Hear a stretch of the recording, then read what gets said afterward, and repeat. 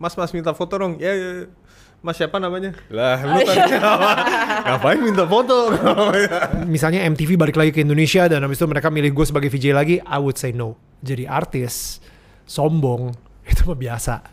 Tapi kalau misalnya jadi artis rendah hati itu baru luar biasa. Semua orang taunya gue itu artis paling rendah hati. Ya. Oh, gini ya rasanya jadi orang lain. Pengen tahu ah. Namun bila waktuku telah habis dengannya, biar cinta hidup sekali ini saja.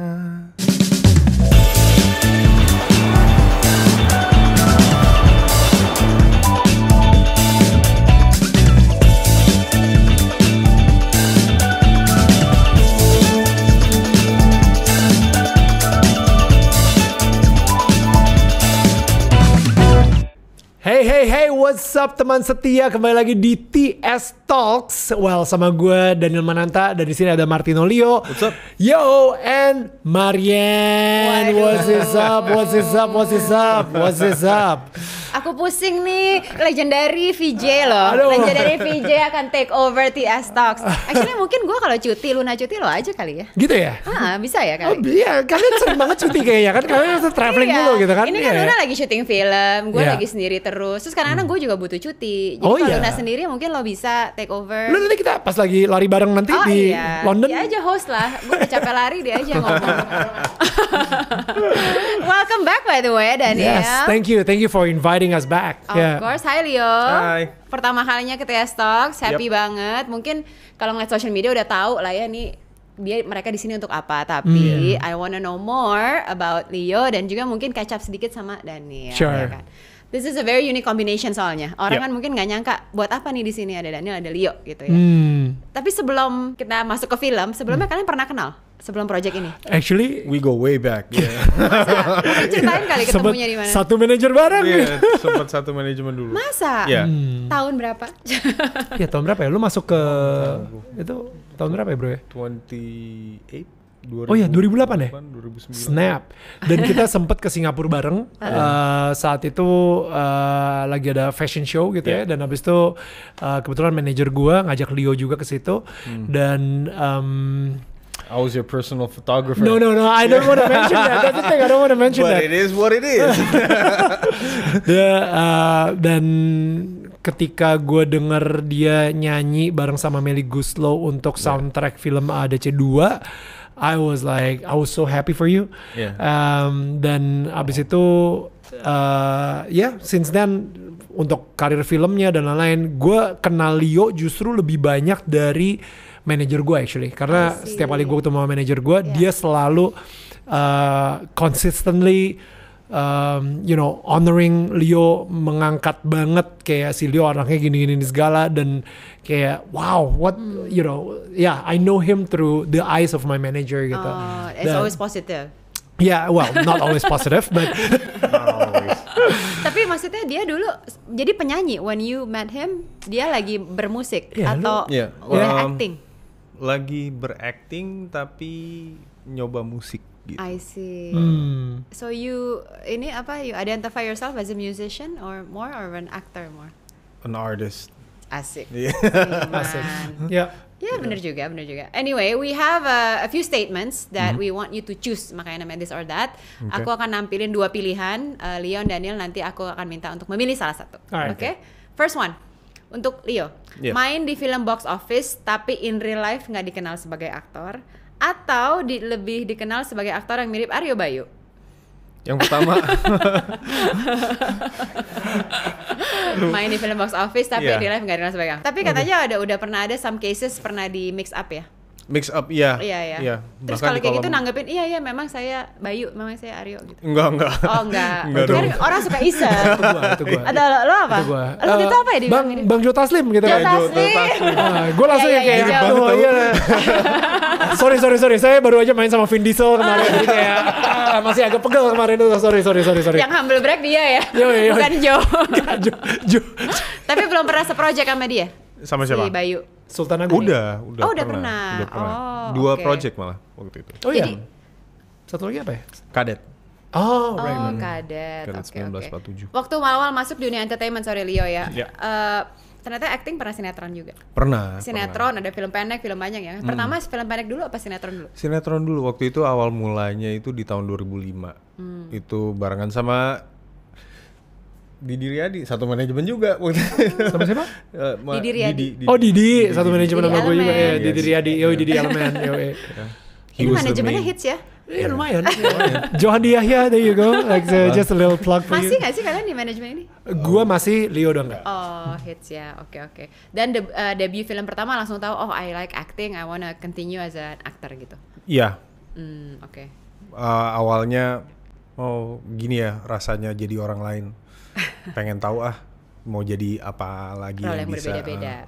different roles. Ya. Oke, so emang terpanggil ya, udah terpanggil. Katanya pernah jadi model juga, benar di tahun 2004. Pernah. Oh, iya. banyak ya dia ya, model iya. Oke, nggak pernah nyoba VJ juga mungkin kayak Daniel? Enggak berani. Enggak apa ya? Standing in front of a crowd and holding a mic and talking. Oh, nggak pede. Kayaknya nggak pede. Emang introvert. Enggak juga sih. Nggak Ya juga. introvert sih. Tapi banyak VJ ya, nggak VJ sorry, banyak host juga sebenarnya introvert in real life. Tapi begitu kena mic, very extrovert. Gua salah satunya. Lo ya gitu Iya. ya. So you're an extrovert professionally. Ya. Iya. Oke. Sama gue juga. Ya. Well, there Tapi you go. orang nggak percaya. Exactly. Ya. Oh, oke. Nyanyi, kalau nyanyi tapi oke, nyanyi in front of a crowd. Sometimes. I don't know. Lebih nyaman sih recording artis. Cuman kalau Oke. if I was, if I had to sing on stage, I would. Tapi harusnya bakal nyanyi di depan umum dong kalau udah punya record ya. Right? Kan itu duitnya di situ. Iya sih. Iya kan? Iya. Oke. This or that Daniel. Oh. Jadi VJ selamanya atau jadi host ajang kompetisi selamanya? If this was your only two options. Wah. Jadi host kompetisi selamanya. Jadi host, why is that? Karena jadi VJ selamanya di Instagram udah, di TikTok udah. Namanya VJ Daniel tetap selamanya. Tapi kalau misalnya VJ itu kan sebenarnya muda banget ya, Marian ya. Jadi kayak kalau misalnya untuk jadi host musik, kayak gue sering ngeliat deh di luar negeri gitu ya, host musik yang tua gitu. Jadi ya lebih mendingan host selamanya, host ajang pencarian bakat selamanya gitu. Oke, karena bisa age gracefully terus ya. Exactly. As a Nggak host. perlu harus muda Yeah. gitu Do kan. you miss the VJing days?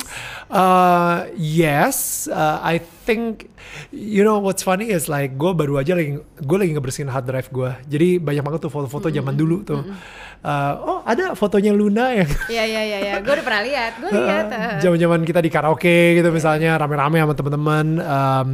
Tapi gue ngerasa kalau misalnya if I go back to that moment, I wouldn't kayak apakah sekarang nih gue mau lagi gitu? I don't want to gitu. Gue benar-benar ngerasa ini adalah momen dimana gue konten banget dan gue I love every single second of my life right now. Dan misalnya MTV balik lagi ke Indonesia dan habis itu mereka milih gue sebagai VJ lagi, I would say no. Yeah, Itu solid no gitu Jadi karena sekarang tuh udah content dan mendingan bikin konten gitu ya. there you go. Yeah. Konten bikin konten. I Konten like dan that. konten ya. Yes. Kayak gitu sih. Tapi I can see, because I know you, I feel you're very principled ya. There's a few life kayak struktur hidup lo yang lo cukup strict lah gitu and very principled. Emang dari muda, dari zaman VJ udah kayak gitu? Atau this is something you've learned at a certain age? Setelah tahun 2012, I think ketika barusan banget nih pas kita lagi di ruang tunggunya TS Talks gitu ya, barusan banget gue ngomong sama Leo, gue bilang kayak you know what, everybody needs to know their purpose. Kalau misalnya dulu gue ngikutin banget arus kemana-mana karena semuanya gue anggap penting. Tapi ketika gue tahu tujuan hidup gue ngerasa wait, ini nggak penting dan gak relevan dah sama apa yang lagi gue kejar. Udahlah, gak usah. So then I know what to say no to, gitu. Dan kebanyakan orang kan kayak mereka nggak enakan, akhirnya they become a yes person gitu. Jadi ketika lu udah tahu tujuan hidup lu bakal saklek banget. Enggak lah, ini kemalaman buat gue. Udah gak ada gunanya lagi buat gue ngejar ini sekarang kayak gitu. Very interesting. Thank you for sharing that, Yeah. by the way. Kalau Leo, Yes. kamu cukup principled. So how do you live your life? I think menjalankan hidup kamu ada prinsip-prinsip tertentu nggak sih yang kamu pakai? Just the golden rule aja. Which Treat is? others the way you want to be treated. Oke. Itu aja. Just that. Simple. Simple. Very simple. Ada nggak? Ngejalaninnya susah. Menjalaninya memang susah. And there are certain times when you had to like really ask, is this right or is this wrong? Would he be okay? Would she be okay? And if you just reflect on yourself, if you were in that position, would you like it or not? No. Don't do it. Dah. Kamu ada nggak sih pelajaran? Maksudnya kan kamu juga berkarir udah banyak role, mungkin banyak cobaan, banyak tolakan, banyak sukses juga. Biggest life lesson yang kamu pelajarin selama ini yang kayak mungkin Daniel gitu ya. Ternyata dia waktu jadi VJ muda, ngejar ini, akhirnya capek sendiri, nggak ada ini ya. Terus dia belajar, let's start focusing, purpose-nya apa? Kalau kamu ada nggak life lesson-nya apa? Life lesson-nya untuk sekarang paling itu sih. Salah satu kerjaan yang bisa mencapai titik immortality kan menjadi seniman. I mean, karyanya akan selalu dilihat oleh even long after we're gone. And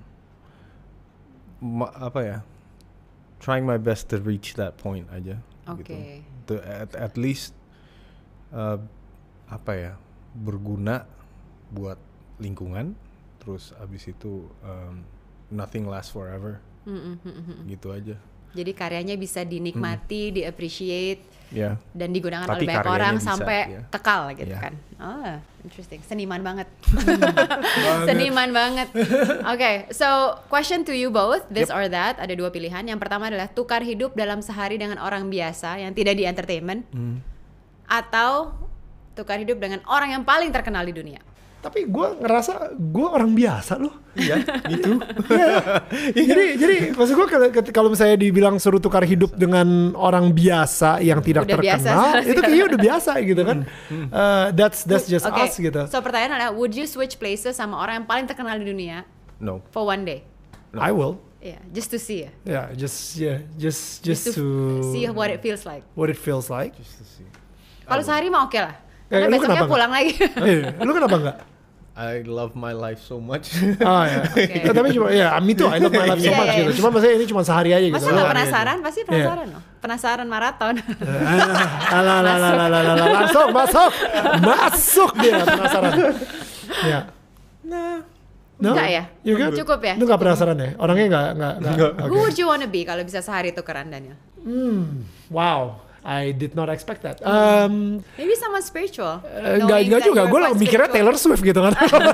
Oh iya ya, kenapa gue nggak pikiran Taylor Swift ya? Gue Swiftie. Karena gue pikir kayak nggak mungkin aja di posisi dia gitu kan. Yeah, right. Like I would wanna know what it feels like to be. Right. Exactly. Yeah. Someone as big as Taylor Swift gitu ya. Mungkin karena TS Media kali ya. Jadi secara subliminal gue Taylor Swift. Gitu kan. Ya. Tora Sudiro juga bisa. Bisa juga. Iya. Taylor Swift ya bener juga sih. Pengen tahu juga rasanya. So if you think kalian orang biasa, sebenarnya what makes you grounded ya? Bokap gue itu pernah bilang sama gue, dan sampai hari ini gue nggak pernah lupa gitu apa yang dia ngomong ke gue gitu. Dia bilang kayak, Neil, kalau jadi artis sombong itu mah biasa. Tapi kalau misalnya jadi artis rendah hati, itu baru luar biasa. And for some reason it stuck with me. Kayak iya juga ya. Dan ya mungkin gue udah foto sama fans ke 10.000 kalinya gitu, atau Luna udah foto sama fans ke 1 juta kalinya gitu kan. Tapi buat fans itu foto sama kita itu untuk pertama kalinya dia banget foto sama gue.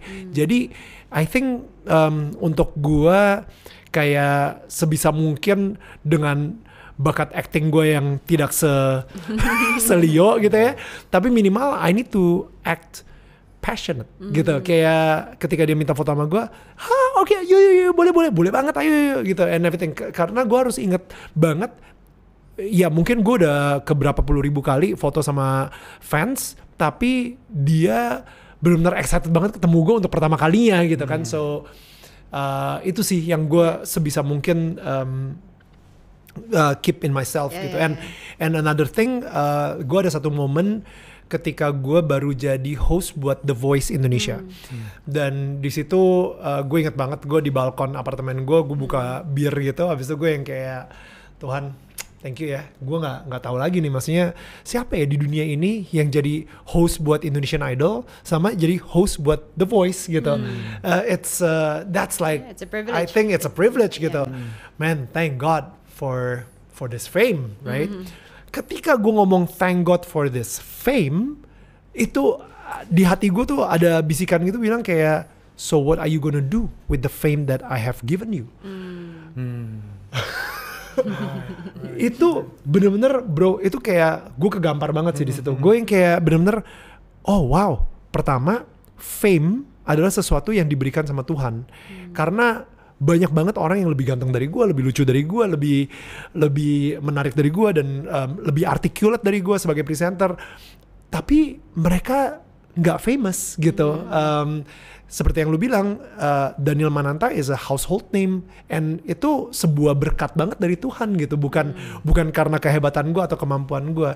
Nah jadi dengan apa yang gue dapat dari Tuhan, bagaimana nih cara gue bisa, dan of course dengan fame ini, bagaimana gue bisa mempengaruhi orang-orang sehingga ya yang ditinggikan itu Tuhan gitu, bukan gue. So and that's what keeps me humble, I guess.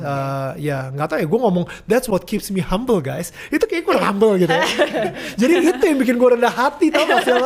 Gara-gara itu tapi sombong gayanya. semua orang taunya gue itu artis paling rendah hati. Ya sambil flexing gitu, tai banget. Cek.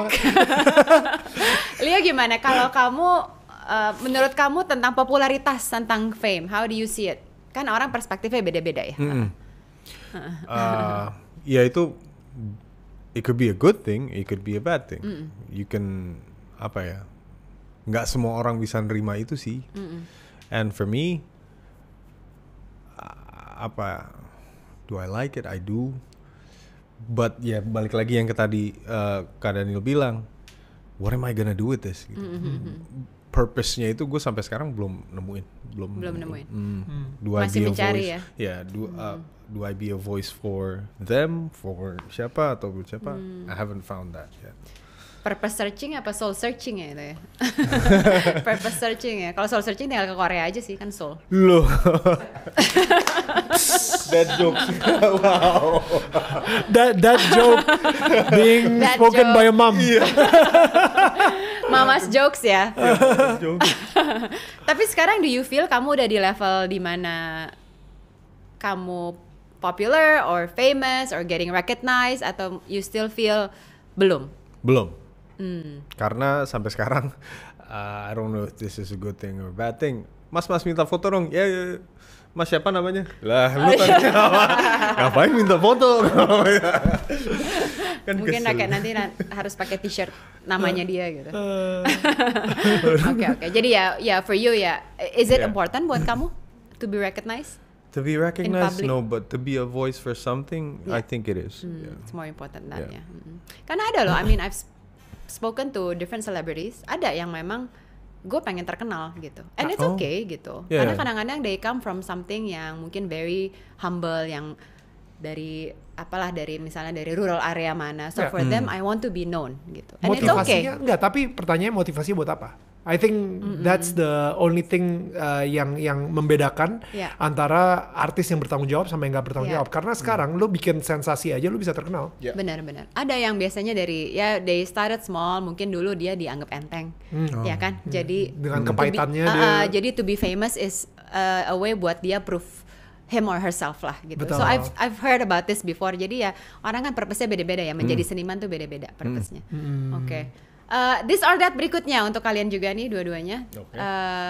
Mendingan meninggalkan dunia ini dikenal sebagai legend, atau meninggalkan dunia ini tidak dikenal siapapun, tanpa dikenal siapapun. Yang pertama. Sebagai legend lah Pak. Come on. What a silly question. Urban legend. Urban legend. Ya. Urban legend itu berarti benar atau enggaknya gue gak tahu ya.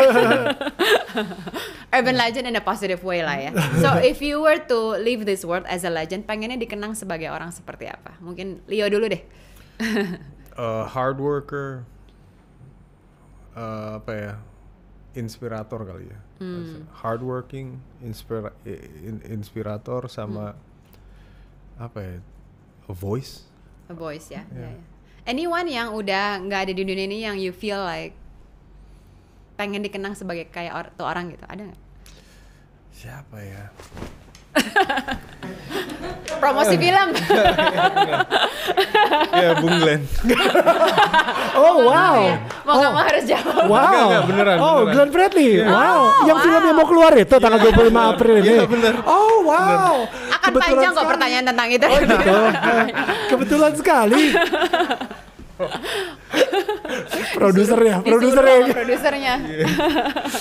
Lucu lagi. Tapi benar. Jarang kayak gini loh. Paksaan ya. Enggak, tapi I agree with you. I think he's a real legend. Yeah. Until today we still sing and listen to his music gitu ya. Cuma mungkin ada yang selain Bung Glenn. Siapa ya? Kofi Annan maybe? Kofi Annan. Yeah. Kofi Annan udah meninggal ya? Udah. Dulu Pokoknya someone who stands. Sekjen PBB. Yeah, someone who stands for peace. Ya, oke. Ya, he stands for peace. Oke, boleh. Daniel? Oh, If you were tadi apa pertanyaannya? Legend, ya. Nggak, kalau Daniel meninggalkan dunia ini, Oh ya. or how do you want to be remembered? Someone yang meninggalkan Indonesia to become a better place, gitu. Jadi I think itu ini banget sih buat gue. Jadi someone who left Indonesia in a better place. Legenda yang you look up to selain Glenn Fredly. Selain Glenn Fredly. Itu jawaban gue tuh padahal.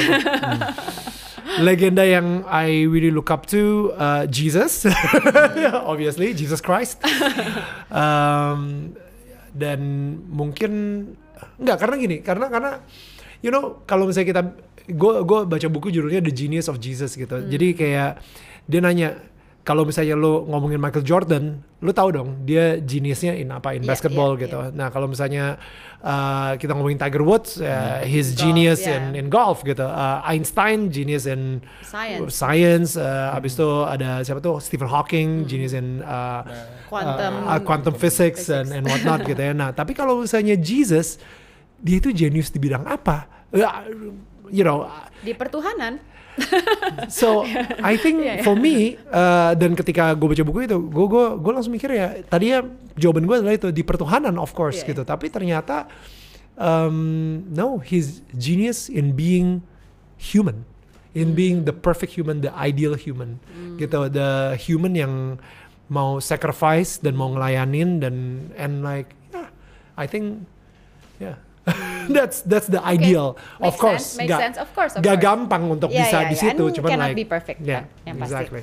Ngomong-ngomong legend, kalian kali ini ada di satu project yang legendaris tentang musician yang I think everybody knows, also a household name, Glenn Fredly, ya kan. So apa ceritanya tiba-tiba bisa masuk ke project ini, especially as a producer?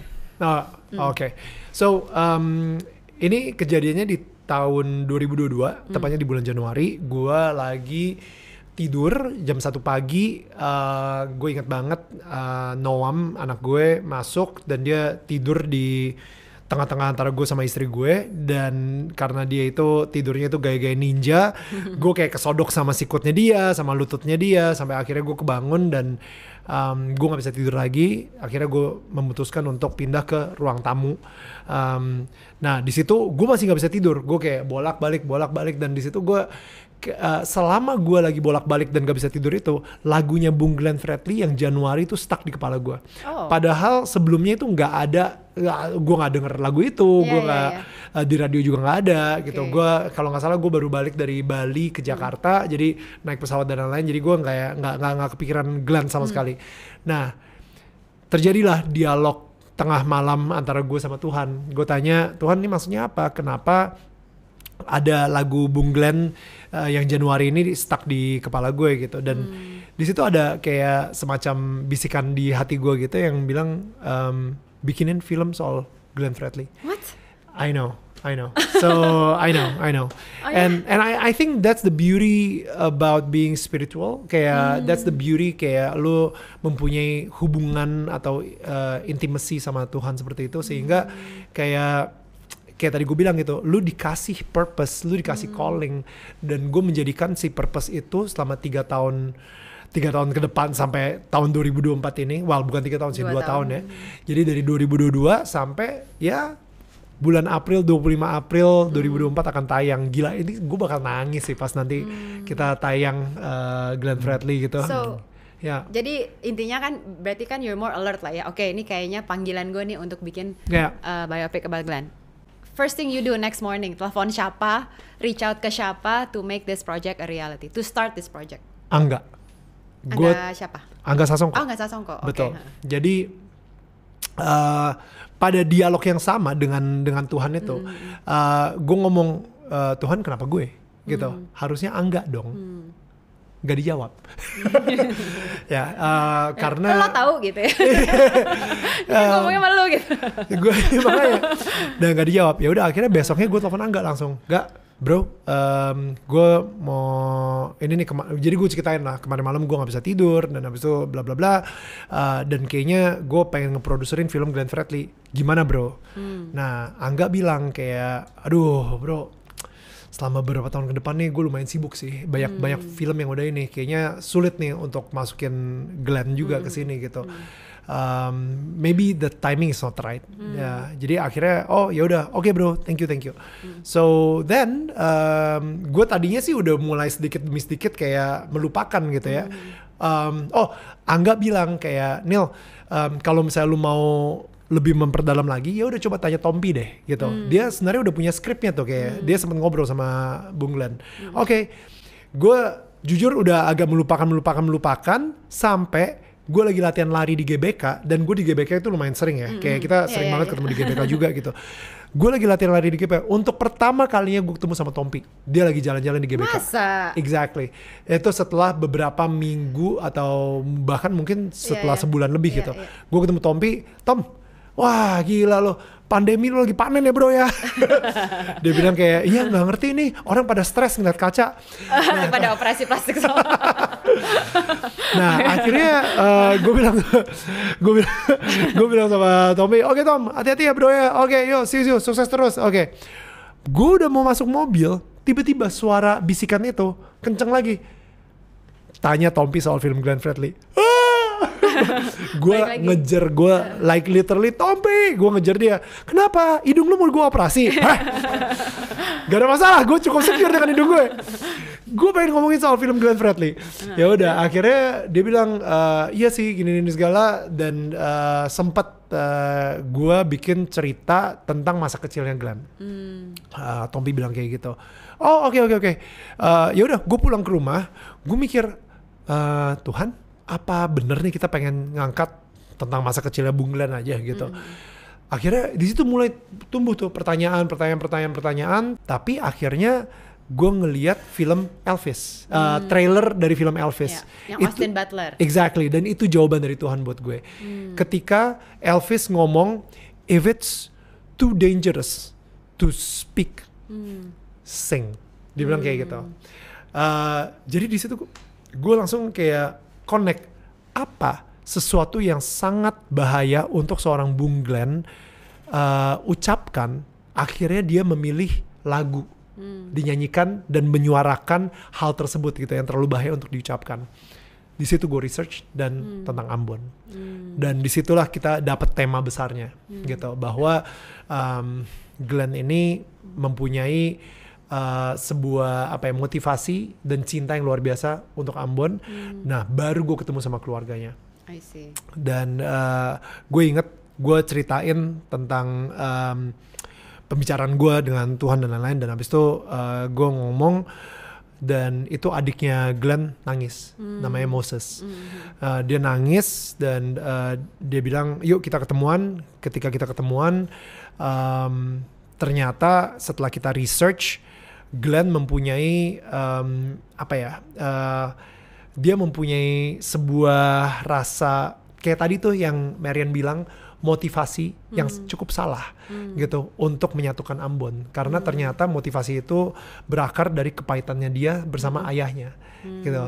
Jadi dia pengen ngebuktiin banget ke ayahnya kalau misalnya dia bisa lebih lebih besar daripada ayahnya gitu yang meremehkan dia. Kan di trailer kita udah ngeliat juga gitu, apa lu udah Jadi penyanyi, kayak lu nggak usah jadi ini gitu, bapaknya bilang kayak gitu. Kita lihat aja Pak nanti gitu kan. Nah jadi di situ sih akhirnya yang dilihat di trailer sekarang adalah cerita tersebut gitu. Jadi itu adalah tema utamanya karena of course like you said kehidupan Glenn tuh panjang. Banyak dari banget. keluarga, nyanyi, cinta, kehidupan cintanya kan banyak. Jadi mungkin kalau diangkat semua di satu film Jadi susah ya. Wikipedia.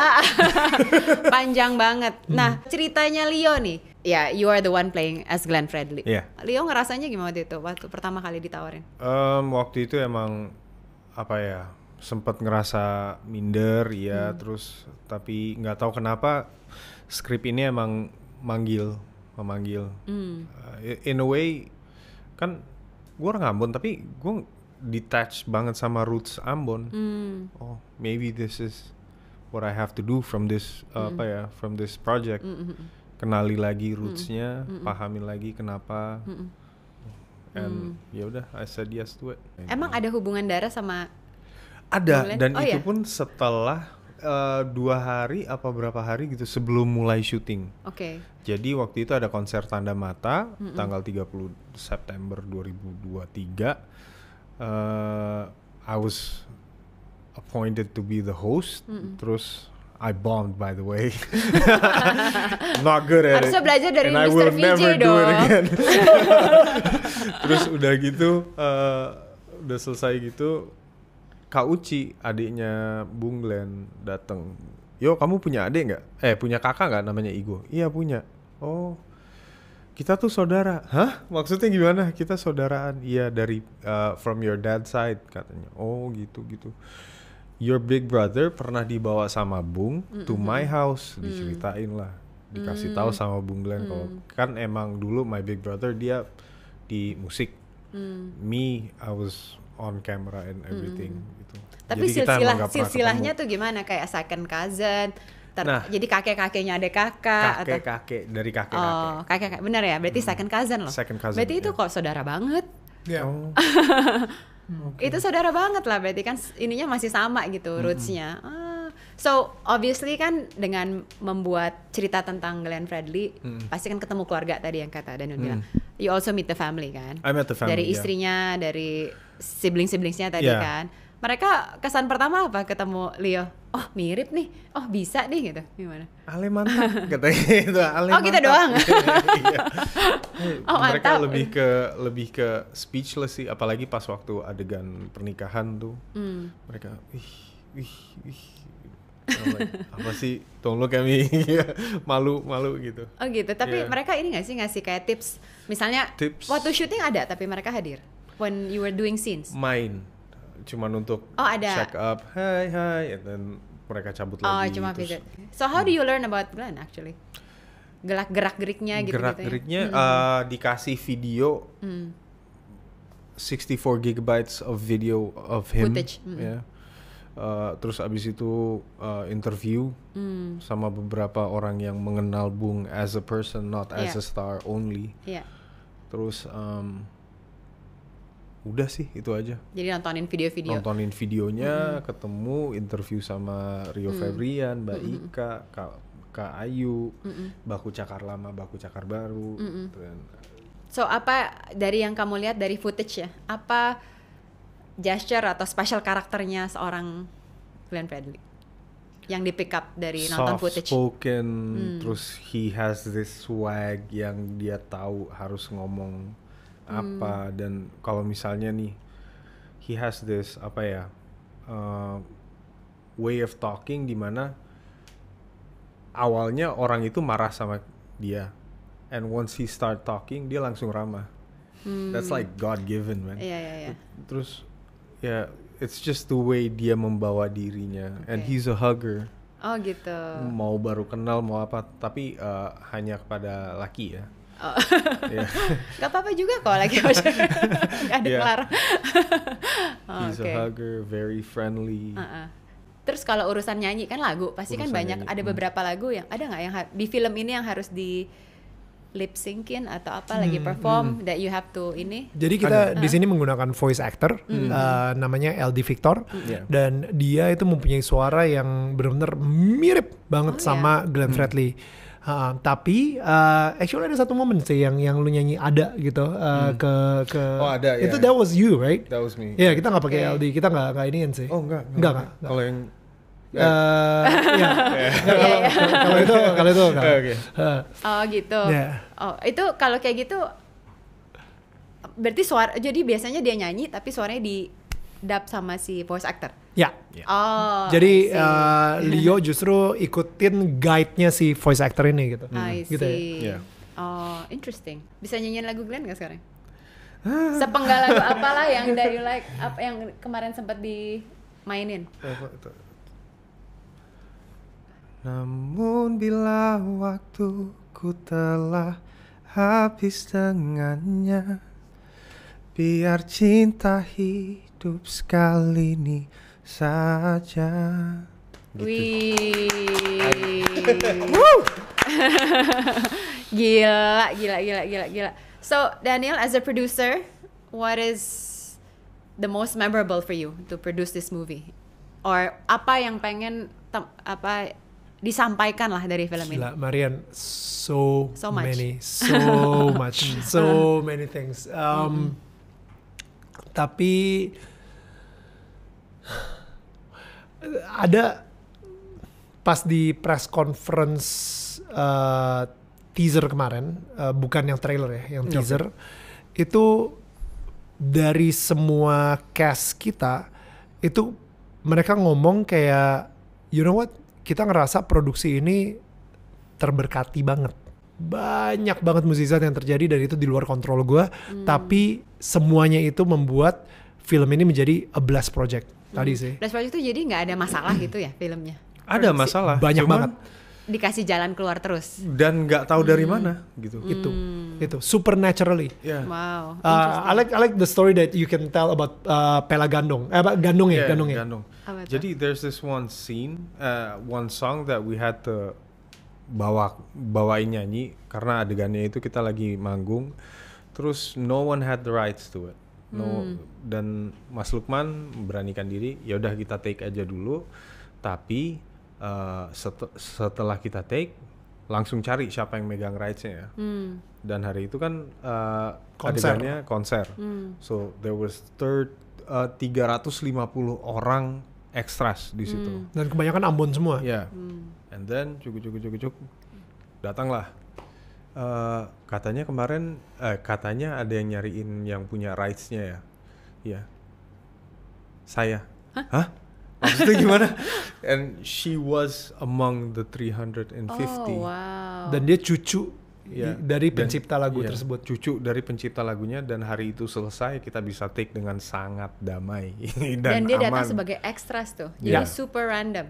Super Random. random. Gila. Random. Ini. Betul. Any other cast members yang mau di worth mentioning in this movie? Ruth Sahanaya, karena Ruth Sahanaya adalah seorang diva dan Legenda juga. legenda juga, dan ini pertama kalinya banget dia main film layar lebar. Masa? Pertama Nggak tahu kali ya? banget. Pertama Karena kali udah banget. kayak udah sering lihat muka dia kayak kebayangnya tuh mungkin pernah main film. Oh nggak pernah. Never. This is the Dia first Dia time. jadi ibunya. Iya.